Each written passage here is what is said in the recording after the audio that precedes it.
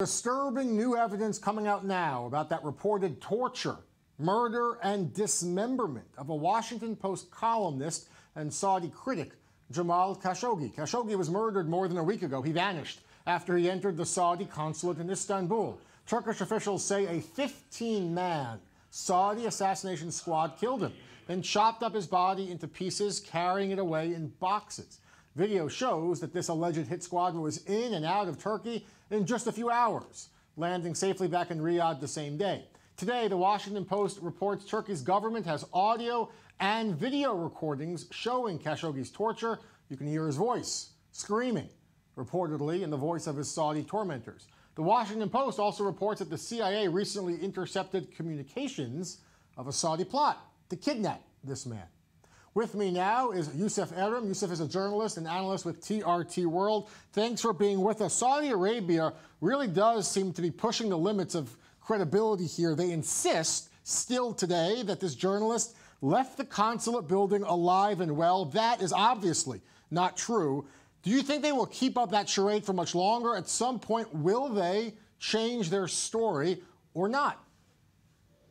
I don't know how they're able to still keep up this charade. I mean, right now, all the evidence that has been provided up to this point shows that he's entered. They're claiming he exited.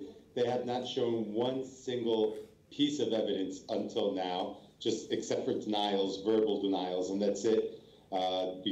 Turkey has placed a 15-man squad inside that building. They've identified many of those people as being close to the royal court or with very special expertise that would be handy in carrying out such a plot. This Washington Post has reported many important details. The CIA has leaked information, Turkish intelligence, Turkish police. I don't understand how the Saudis can continue this charade when you have such credible organizations leaking this type of information and proving this much information. How much longer can they go? I don't know. Yusuf, I guess the argument would be, why should they change their story? You have the president on record saying he is reluctant to impose any tariffs, to cut off any trade deals or arms deals. You know, if there's no consequences, why should Saudi Arabia confess or give more details?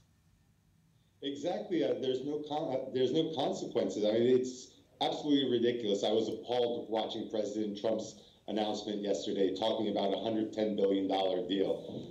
But regardless of what he said right now, the 22 senators have moved to initiate the Magnitsky Act, and hopefully the president changes his mind, maybe leaking, if someone ends up leaking the moment of death video, and that starts going and making its rounds on the internet, on TV. Obviously, it'll be censored to a point, but maybe the outpour and the outcry to punish the Saudis might be too great for even President Trump to withstand, especially with midterm elections coming up for him, and he might end up having to sanction the Saudis, even though he doesn't want to.